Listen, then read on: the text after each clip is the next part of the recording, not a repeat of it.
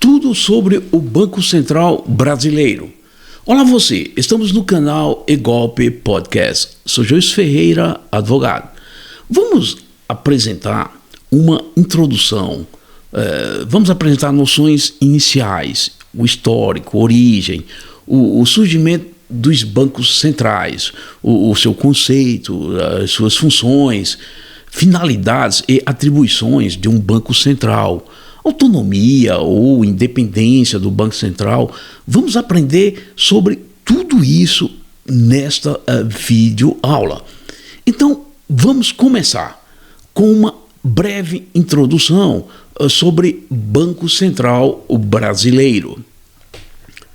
Bacen, BCB ou apenas BC são terminações utilizadas para fazer referência ao Banco Central Brasileiro.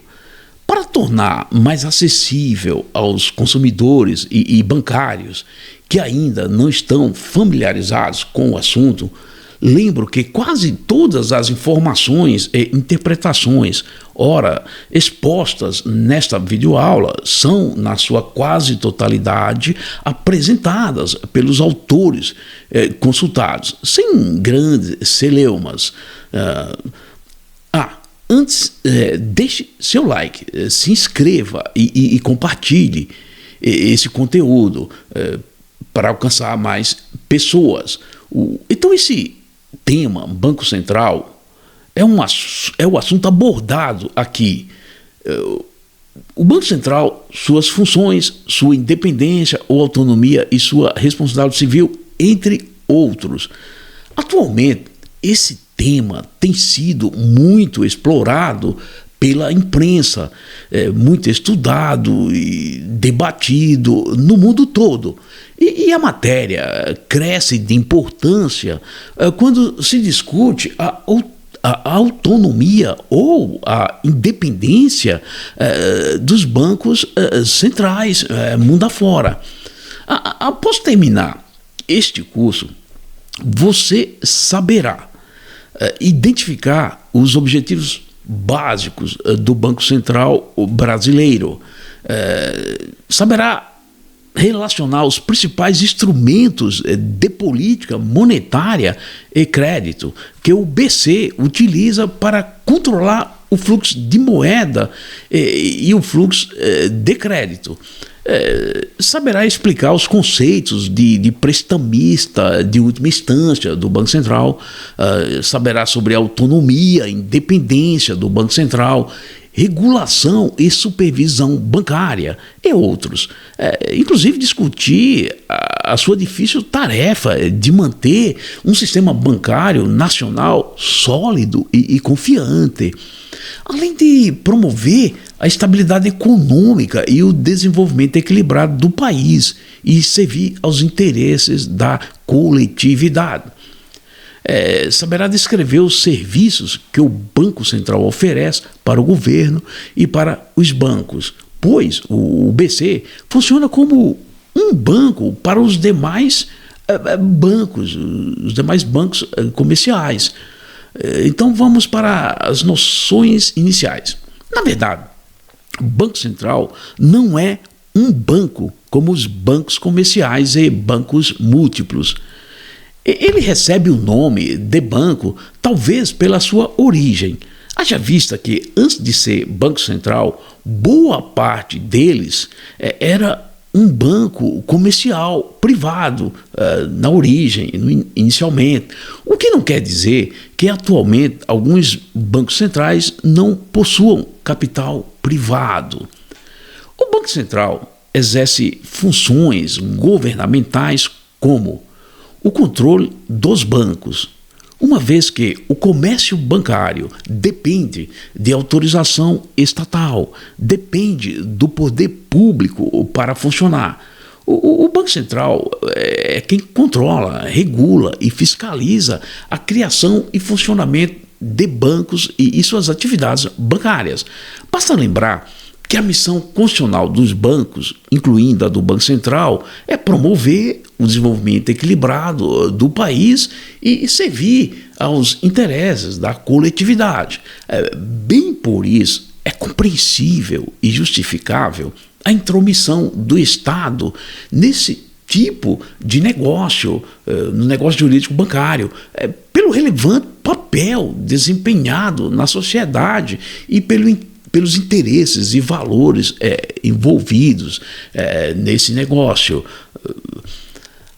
A presença do Banco Central é devida para proteger a economia, a poupança popular e o bom e regular o funcionamento do sistema de pagamento brasileiro, moeda escritural, os depósitos, cartão de crédito e de débito, cheques, títulos de crédito e outros, do qual os bancos são partes principais, e também zelar pela solvência, estabilidade e saúde do sistema financeiro como um todo, além de emitir moeda, né? O Banco Central cuida ainda do crédito, do câmbio e da moeda. Ele conta, para o bom desempenho e cumprimento de sua finalidade, conta com vários instrumentos legais, chamados de rede de segurança bancária, ou seja, os regulamentos emanados do Conselho Monetário Nacional e do próprio BC, a supervisão bancária e a regulação, a prestação de assistência financeira, de liquidez aos bancos enquanto emprestador de última instância, que é o BC, o seguro de depósito garantido aos depositantes, bem como regimes especiais de intervenção nos bancos, a administração temporária e a liquidação extrajudiciais de instituições financeiras e a intervenção administrativa. Tudo isso para proteger a economia popular. Por isso, o Banco Central se utiliza dessa rede de proteção. O Banco Central do Brasil tem fundação relativamente recente. Foi no ano de 1964, tendo começado a operar, no entanto, em 3 de setembro de 1965, como autoridade monetária. Sua questão central deveria ser a administração e gestão da moeda. Ele deveria ser o guardião da moeda nacional, mas atualmente encontra-se atarefado, assoberbado com variegada gama de atividades não muito familiares a seu negócio. E agora, um histórico, uma origem e surgimento dos bancos centrais. Em 1694, nasce o primeiro Banco Central, o Banco Central da Inglaterra, com o objetivo de emitir moeda e levantar fundos para financiar o governo de Guilherme de Orange, que enfrentava guerras e crises financeiras. Essa data de nascimento não é precisa, pois ele era anteriormente um banco comercial que fora paulatinamente adquirindo funções de governo e poderes até chegar a ser o que é hoje, chegar a ser um verdadeiro banco central. O caso da Inglaterra é exemplo de que o que chamamos hoje de Banco Central, produto de um processo de evolução continuada, que acompanhou lado a lado o desenvolvimento das atividades bancárias e foi adquirindo o seu status de banco central. Em geral, os bancos centrais surgiram com o direito exclusivo de emitir moeda. Vem daí o nome, Bancos Especiais de Emissão. No início, ainda na forma embrionária, tinham a finalidade de financiar as atividades do governo, além da emissão de moeda. Isso no início. Conceito de Banco Central. O que é Banco Central? Para Haroldo Malheiro Ducre Versosa, grande autor, abre aspas para ele.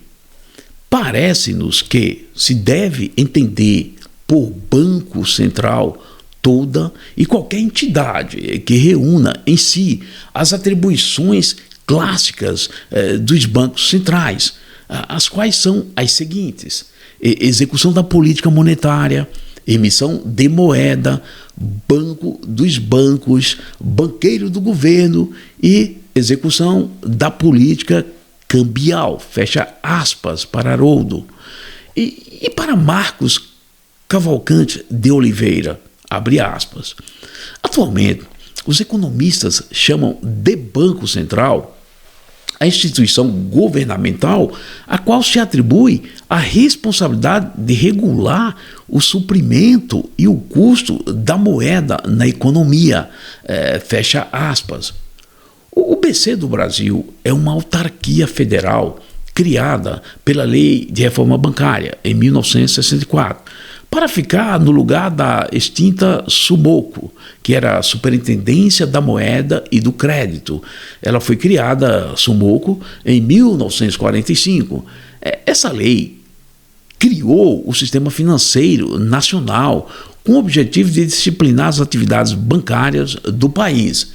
Nesse sistema, o Conselho Monetário Nacional e o Banco Central são órgãos de cúpula, órgãos máximos, enquanto o Conselho Monetário Nacional tem competência de regulamentar, o Banco Central tem competência executiva e de fiscalização dos bancos comerciais. O Banco Central Brasileiro é uma autarquia federal com personalidade e patrimônio próprios, com certos privilégios e um mínimo de autonomia, embora já é um bom tamanho a autonomia atual. O que levou Eli Meirelles a considerá-lo uma autarquia de regime especial? Ele é a autoridade monetária a que competem cumprir e fazer cumprir as disposições que lhe são atribuídas pela legislação em vigor e as normas expedidas pelo Conselho Monetário Nacional, por meio de resoluções e circulares, que são esses instrumentos, de regulamentação. Por que existe Banco Central? O primeiro BC foi o da Inglaterra, como já vimos, que não nasceu pronto como um banco central, como os atuais, sendo primeiramente um banco comercial privado, como vimos anteriormente. Aliás, a emissão de moeda também era inicialmente privada. Basicamente, ele nasceu com a finalidade primeira de emitir moeda oficial, juntamente com outros bancos privados emissores, e de sobra, financiar os governantes. Já o Banco Central Brasileiro surgiu em 1964, com o advento da Lei de Reforma Bancária, no lugar da SUMOCO, como vimos antes, que a SUMOCO é a Superintendência da Moeda e do Crédito, que foi criada em 1945. Inicialmente, o BC dividia sua função de Banco Central com o Banco do Brasil, pois este não queria perder sua condição de semi-banco central. O Banco do Brasil não queria perder. A presença de um Banco Central é indispensável para cuidar dos assuntos monetários do país, controlar o crédito bancário em todas as suas modalidades, cuidar da moeda, da inflação, da estabilidade de preços, bem como pelas razões apontadas na introdução do assunto Banco Central. Funções, finalidades e atribuições de um Banco Central. Quais as funções clássicas ou típicas do Banco Central? Os vários autores, e não são poucos, já que o tema BC é estudado no mundo todo, apresentam um rol de funções tidas como clássicas, com pequenas variações entre eles. Esses grandes autores são elas: emissão de moeda oficial, função de banco dos bancos, executor da política monetária, banqueiro do governo, emprestador de recursos em última instância e regulador das instituições financeiras, depositário das reservas internacionais. Essas atribuições, classificadas como clássicas, são comuns à maioria dos bancos centrais em todo o mundo. Algumas vão deixando de serem clássicas, como aconteceu com a função de fomentador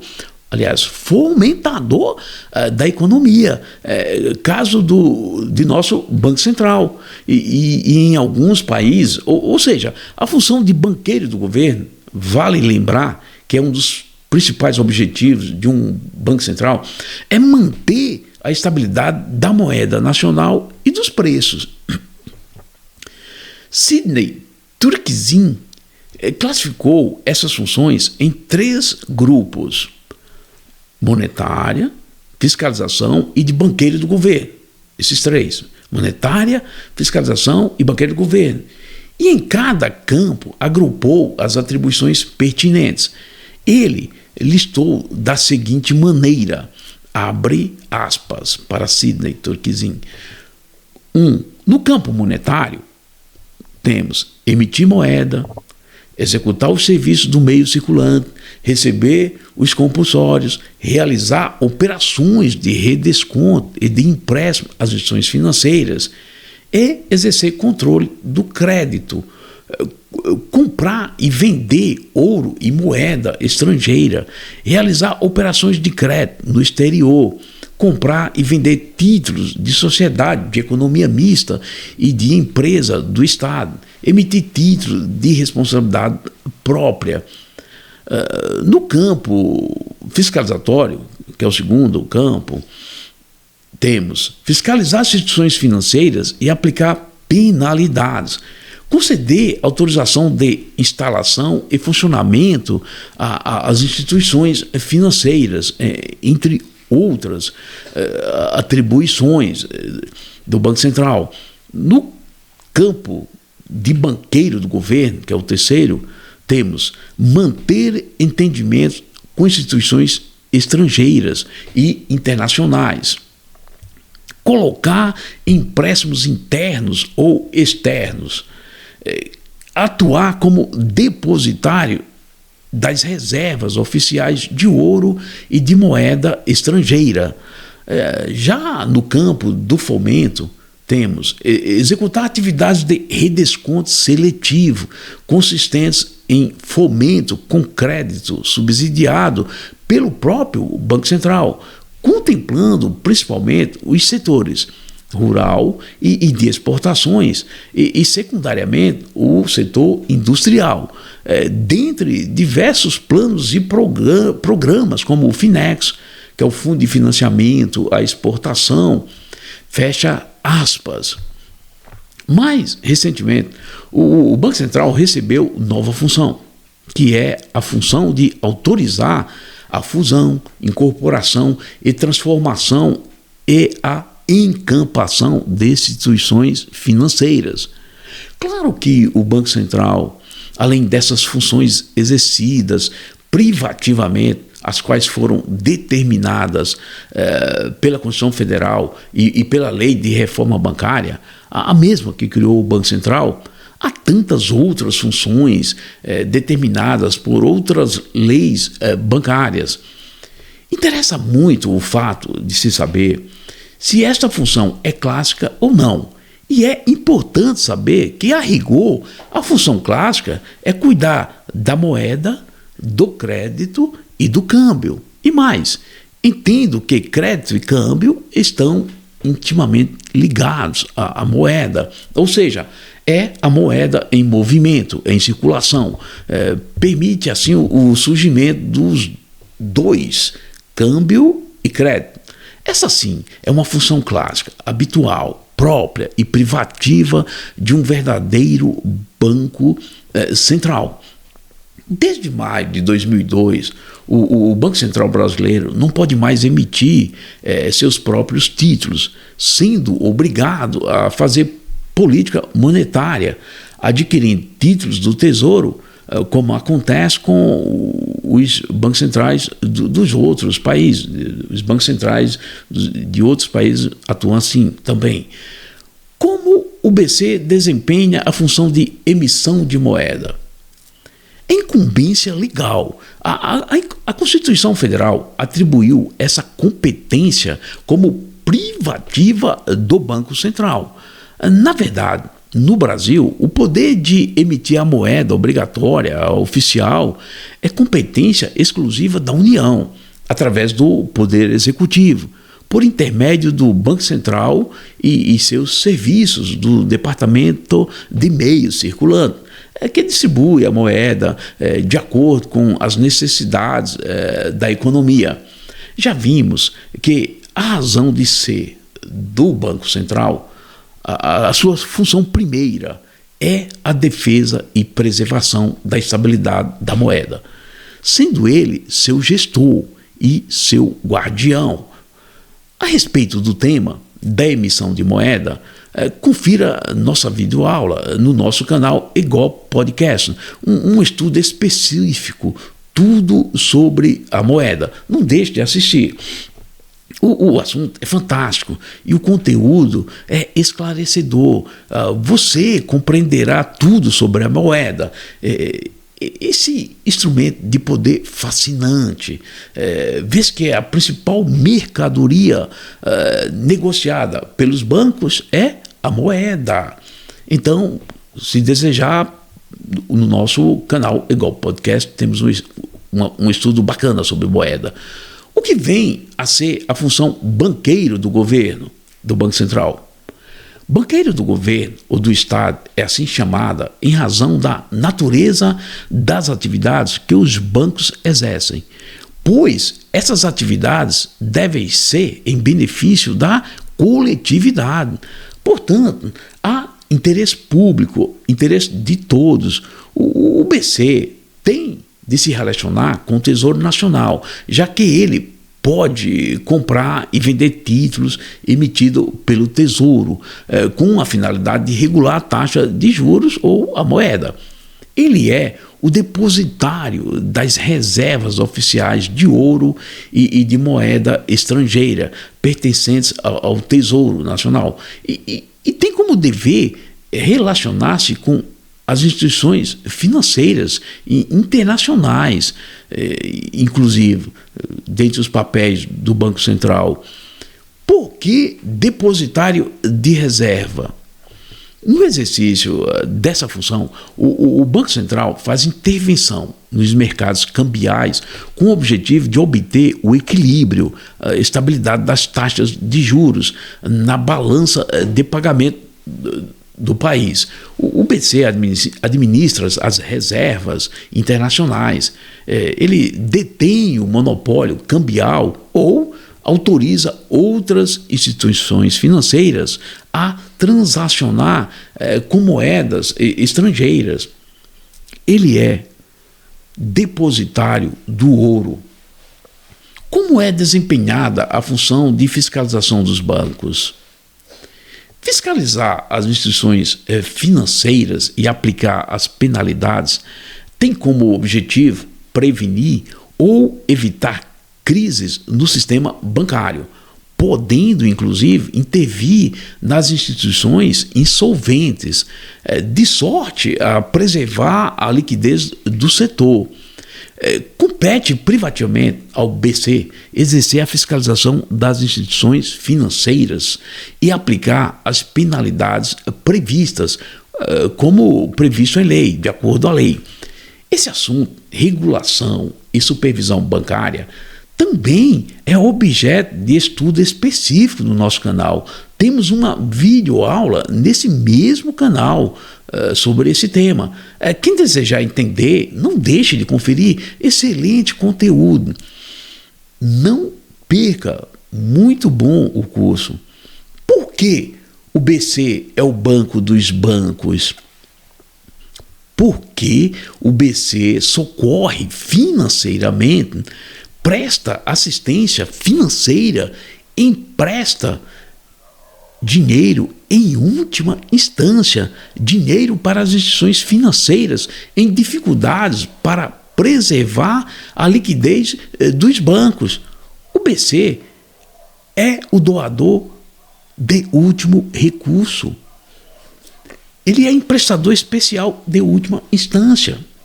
Essas expressões também usadas para caracterizar o BC como o banco dos bancos.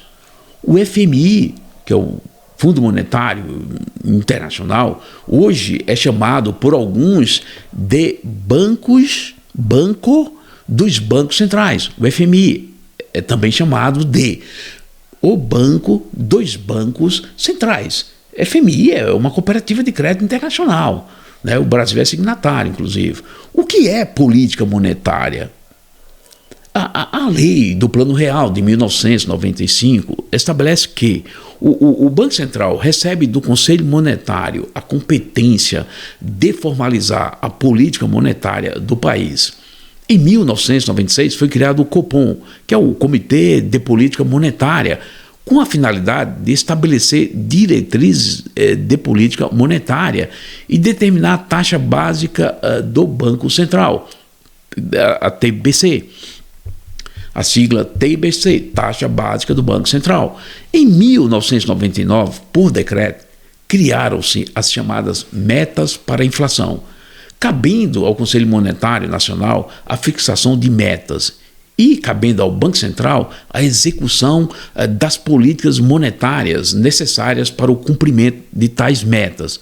Assim, o Banco Central, através de resoluções, começou a fixar metas de inflação para cada ano. A TBC foi, no ano 2000, através da circular do BC, substituída pela taxa Selic. Hoje vigora a taxa Selic, no lugar da TBC. Dentro dos objetivos de estabelecer diretrizes de política monetária. A política monetária está relacionada ao controle da moeda e de sua oferta. As ferramentas à disposição do Banco Central para tal são taxa de juros, recolhimento de depósito compulsório, taxa de redesconto, operações com títulos públicos, câmbio e crédito. Quais são as funções atípicas do Banco Central? Funções atípicas do Banco Central. Além de exercer aquelas funções classificadas como típicas, por serem exercidas com habitualidade, o BC exerce também outras funções que não são próprias a ele, por isso atípicas, tais como recolhimento eletrônico de imposto financeiro, como o IOF, e a extinta CPMF, competência para cuidar e fiscalizar consórcios, leasing, cartão de crédito, intervenções e liquidações extrajudiciais de bancos. A crítica recai no fato de que o Banco Central deveria cuidar apenas da estabilidade da moeda nacional e da solidez e saúde financeira do sistema financeiro, objetivando o desenvolvimento equilibrado do país. O Banco Central está realmente atarefado com uma variegada gama de funções que não diz respeito às áreas financeiras e da moeda, não diz respeito ao papel do BC. Também é compreensível, e isso se deve ao fato de os bancos atualmente atuarem em várias outras áreas não bancárias, como seguro. Seguro não tem nada a ver com banco, leasing tem nada a ver com banco, consórcios tem nada a ver com banco, com um novo modelo de bancos múltiplos, criação de novos serviços e produtos financeiros, as chamadas inovações financeiras. A tendência é o aumento de encargos sobre o Banco Central, vai ficar mais atarefado. O que é a autonomia do Banco Central? Eis a pergunta. é quando o Banco Central, na direção da política monetária do país, tem o poder ou possibilidade de formular, determinar e executar tal política. É o poder de criar suas próprias regras e de conduzir seus objetivos com liberdade relativa devido ao fato de a política monetária caber ao poder executivo. Além disso, o Banco Central é órgão integrante da administração pública federal indireta. Administração pública federal indireta. Para Jairo Saad, abre aspas, para ele, Jairo Saad, o conceito de Banco Central autônomo significa que o Banco Central tem liberdade para implementar todas as diretrizes formuladas pelo Executivo. Nesse contexto, o BC pode livremente encontrar e identificar os melhores instrumentos e critérios para a execução da política monetária, em concordância com as metas maiores da política econômica formuladas pelo Executivo. Fecha aspas para Jairo Saad. Essa desejada autonomia se dá em relação ao governo e ao executivo e perante o legislativo e demais grupos de pressão e interesses, bancos e empresários. O BC brasileiro tem autonomia que dispõe sobre mandatos do presidente e diretores, bem como os objetivos da instituição, conforme Lei Complementar 179 de 2021. O que é um Banco Central independente? Independência a qual se remete é aquela perante o Congresso Nacional e o Poder Executivo. A independência política e de outros grupos, independência das autoridades políticas, independência também relativa. Pois, caso seja absoluta, o BC poderia ser caracterizado como um quarto poder, além do executivo, legislativo, judiciário, ou quinto poder, ou um Estado dentro do Estado, para muitos estudiosos do tema, inclusive, relata e alegam isso. Para Jairo Saad, abre aspas, o BC, totalmente independente, é livre não só para escolher os meios de implantação da política monetária, mas também suas principais metas, formula e executa toda a política referente à moeda. É livre também para deliberar sobre assuntos de gestão interna, sem a ingerência do executivo, bem como sobre as demais, tais como a supervisão e o controle do sistema financeiro. Fecha aspas. Mas Jairo Saad insiste, e com razão, em estabelecer a diferença entre Banco Central autônomo e um Banco Central independente, ao passo que muitos autores comentam sobre ambos os conceitos como se fossem a mesma coisa, independência e autonomia, a mesma coisa para alguns autores. O mesmo autor, Jairo Saad, no seu livro O Poder e o Cofre, cita algumas condições e justificativas para um BC autônomo e tenta estabelecer uma classificação quanto aos tipos de autonomia, além de apresentar argumentos a favor e contra a propalada autonomia do BC. Então vamos lá. Quais as principais condições para a autonomia de um BC? Para o citado autor, são 5, abre aspas, a limitação de objetivos e funções, especialidade e precisão de metas, base estatutária para autonomia, garantias institucionais do Executivo, nomeação de diretores do BC, fecha aspas. Quanto à condição, nomeação da diretoria do BC autônomo, são garantias pessoais e funcionais, dadas à mesma diretoria, no que diz respeito à nomeação e à demissão. Na maioria dos bancos centrais, é o poder executivo que nomeia os dirigentes. O mandato deles deve ser realmente longo, de preferência não coincidente com o mandato do executivo, do presidente. Quais as principais justificativas para um banco central autônomo?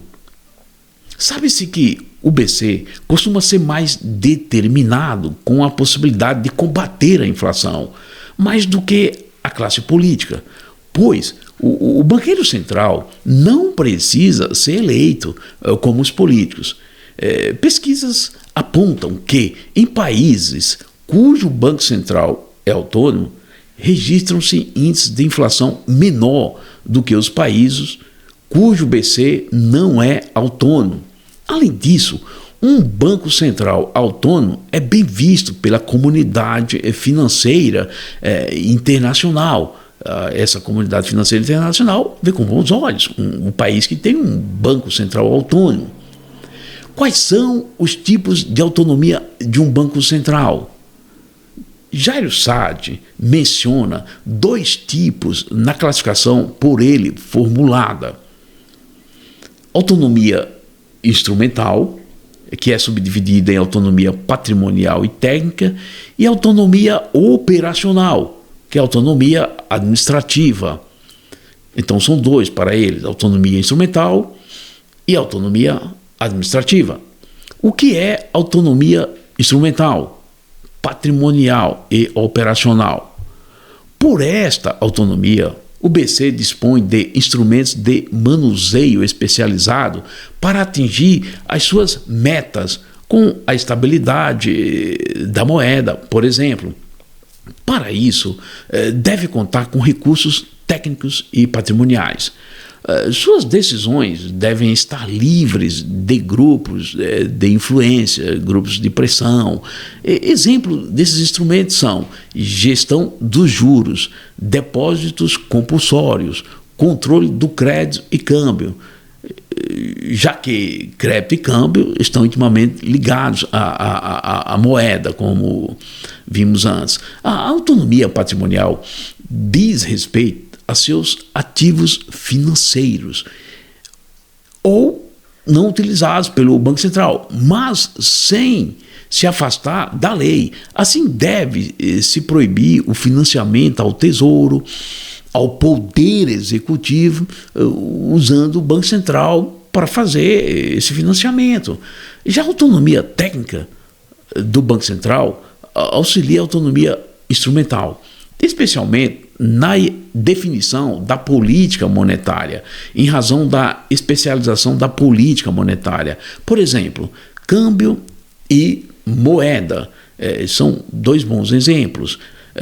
Qual o conceito de autonomia operacional e administrativa do Banco Central?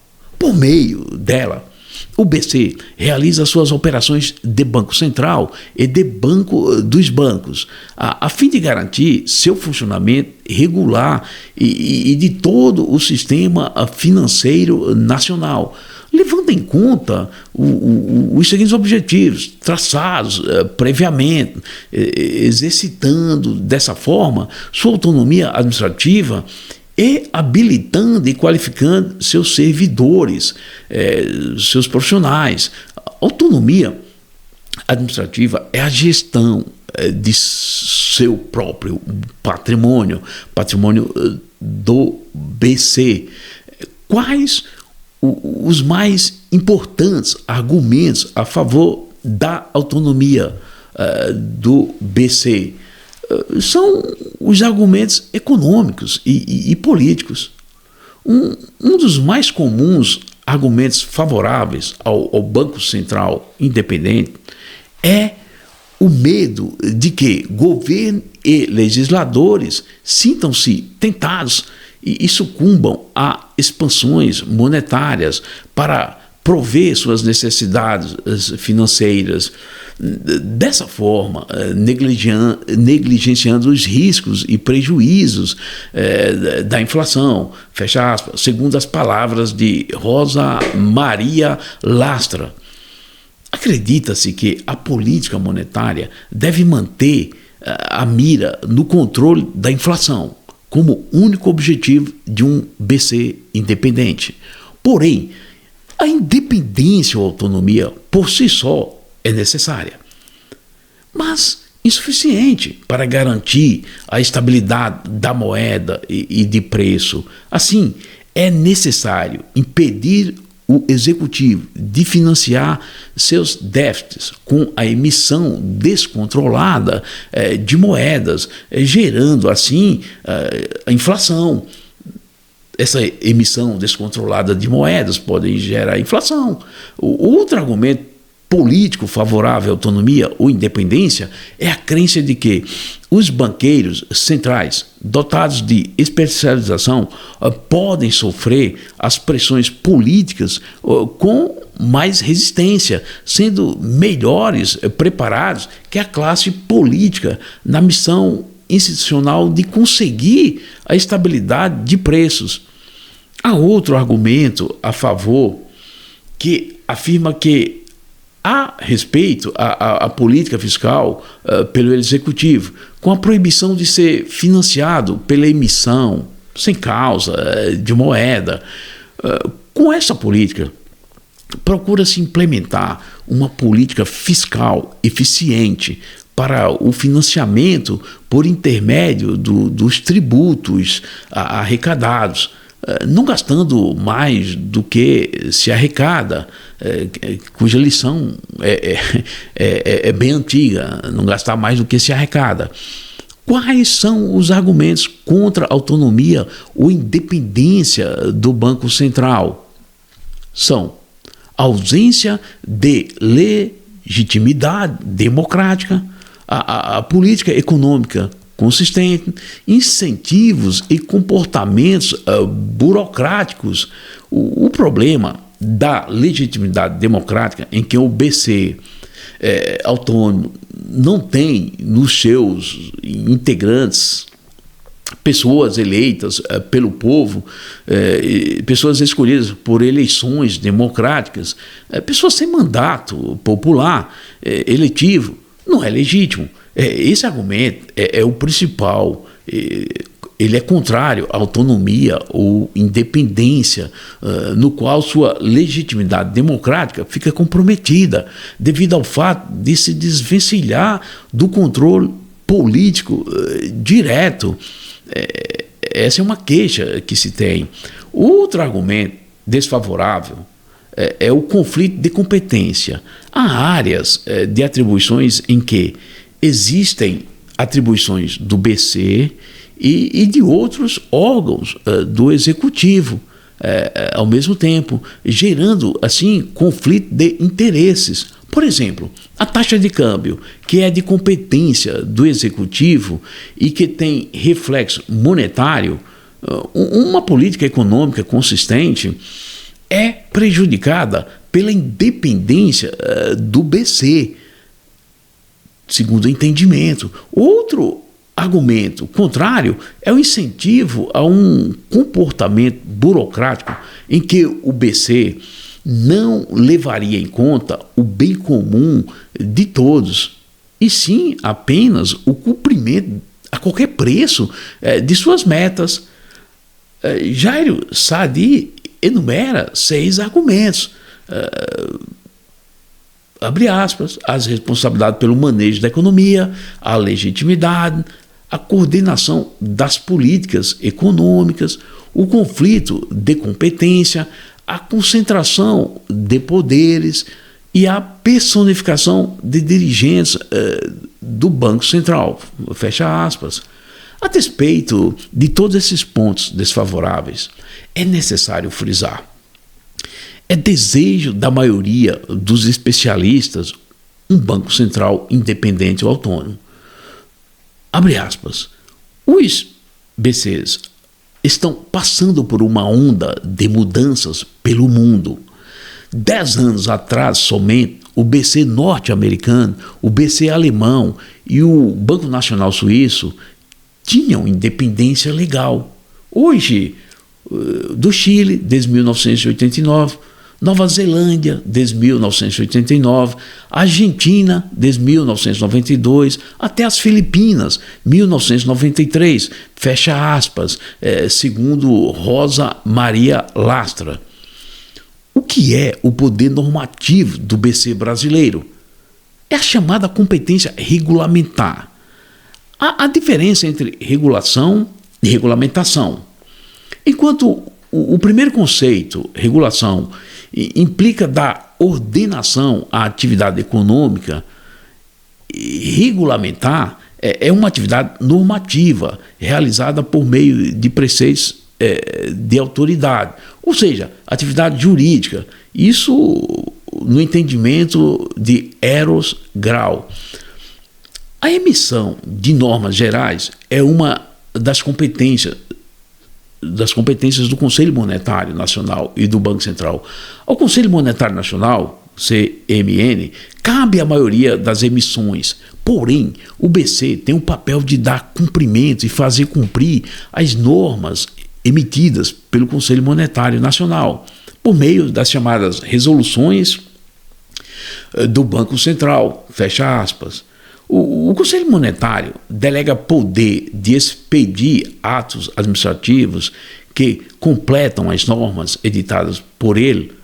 Ao BC são atribuídas os serviços de secretaria do Conselho Monetário Nacional e, por isso, o BC recebe a delegação de expedir circulares, cartas circulares e comunicados, possuindo poder administrativo, regulamentar e poder de polícia, que também é um poder administrativo.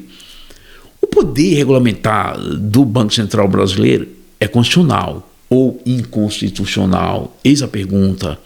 Essa dúvida realmente existe, porque, de modo geral, cada um dos três poderes tem sua função própria e cabe ao poder legislativo a produção de legislação comum, como se sabe.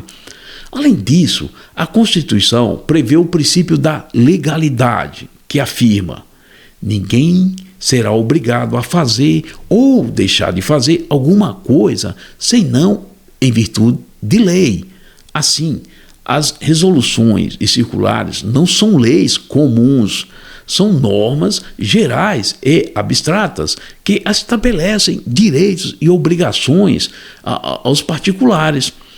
Há entendimento majoritário de que esse poder é constitucional, ele é válido, pois esses regulamentos são autorizados pela Lei de Reforma Bancária, que dá autorização legislativa para o Conselho Monetário Nacional e o BC.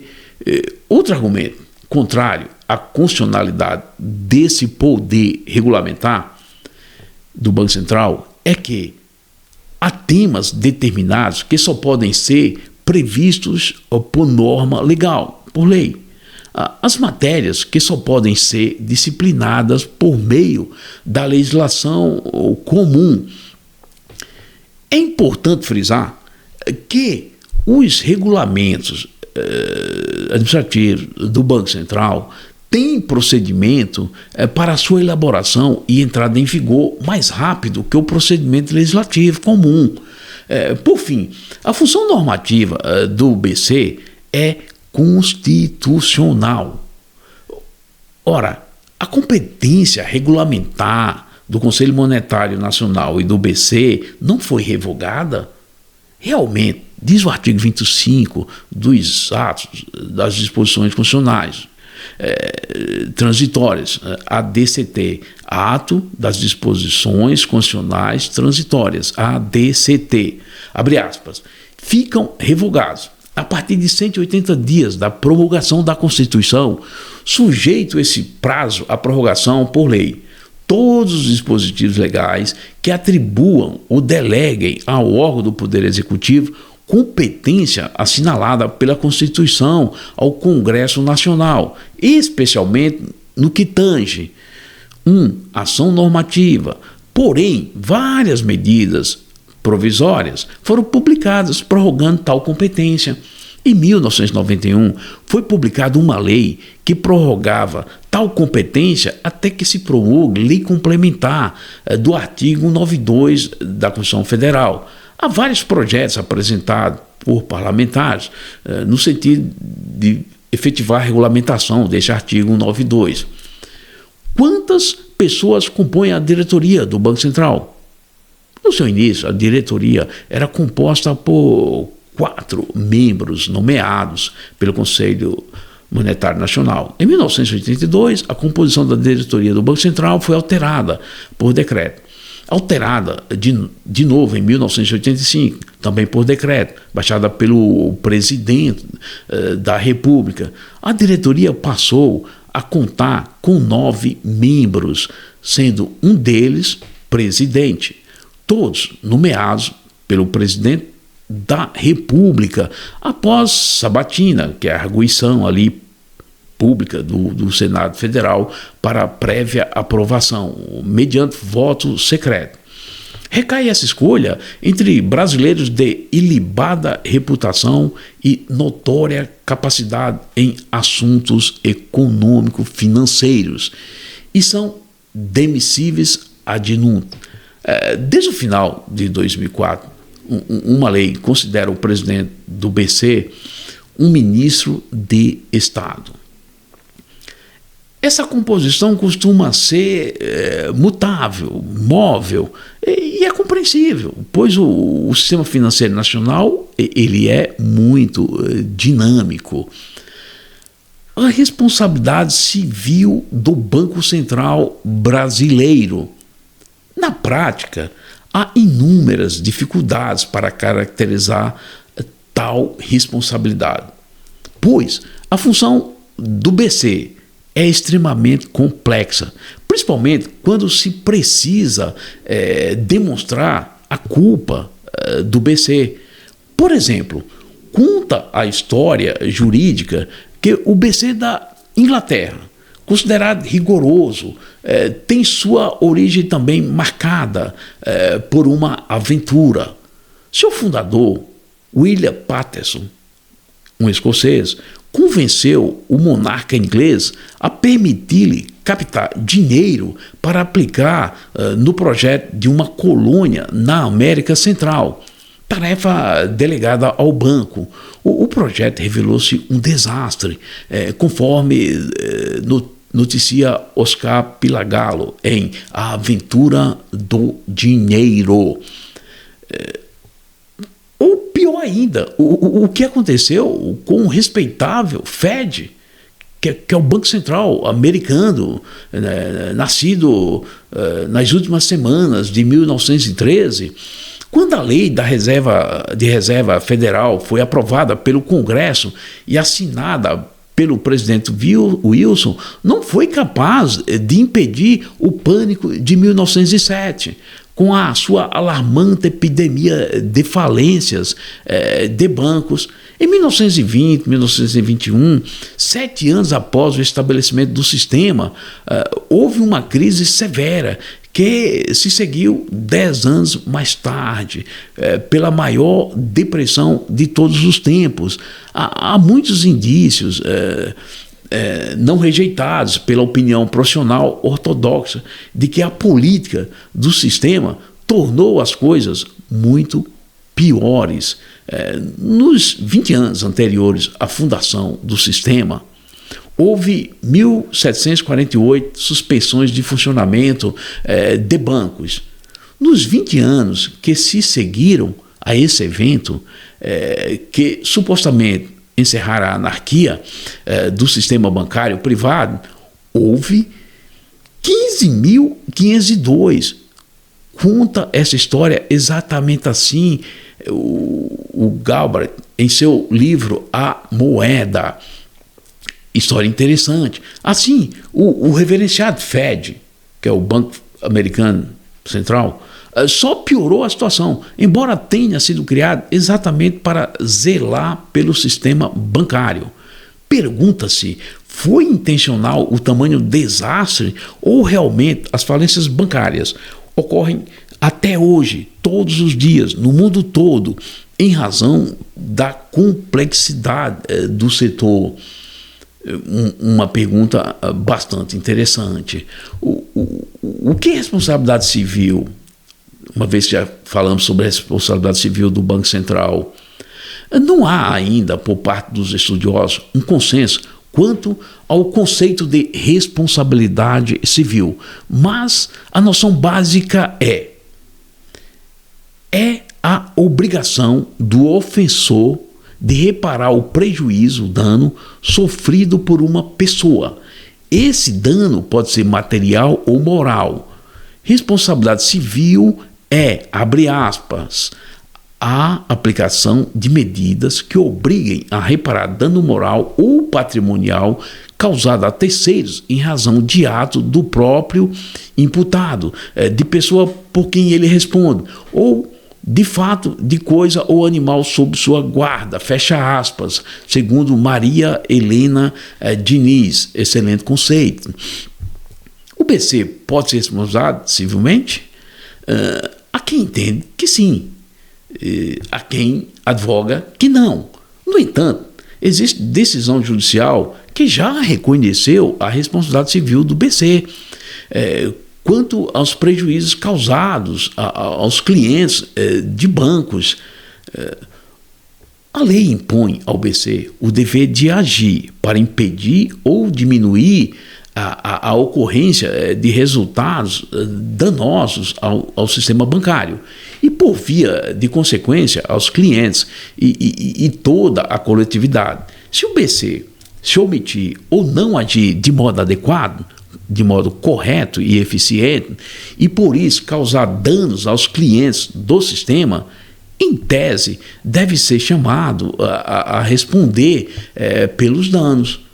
Claro, ao BC, como já vimos, cabe proteger o sistema financeiro e o público de prejuízos causados pelo sistema. Assim, se faltou com o dever de fiscalizar os bancos ou negligenciou quanto ao menor sinal de irregularidade nos bancos, o BC deve ser responsabilizado, sim. Quando age contemplando operação prejudicial ou quando se omite, na realidade, deve o BC responder pelos prejuízos causados dentro da relação de causa e efeito, em face do dano que permite infundir aos investidores e poupadores.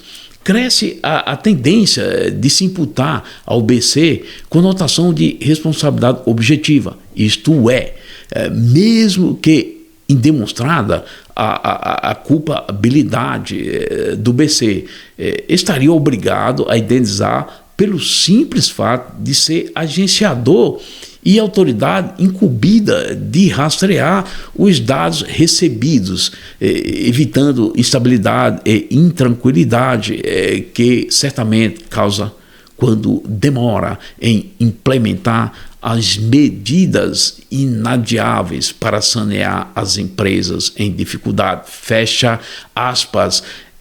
Essa é a lição de Nelson Abrão. Vale ressaltar que não há dúvida de que existe responsabilidade civil advida dos atos praticados pelo BC, de ações praticadas por seus funcionários provocadoras de danos aos clientes e à sociedade. A dúvida existe quando os danos são decorrentes de omissões do Banco Central, não de ações, por exemplo, a omissão na fiscalização dos bancos. Assim, numerosos estudiosos e juízes defendem que a responsabilização fica na dependência de se comprovar a culpa ou dolo do Banco Central.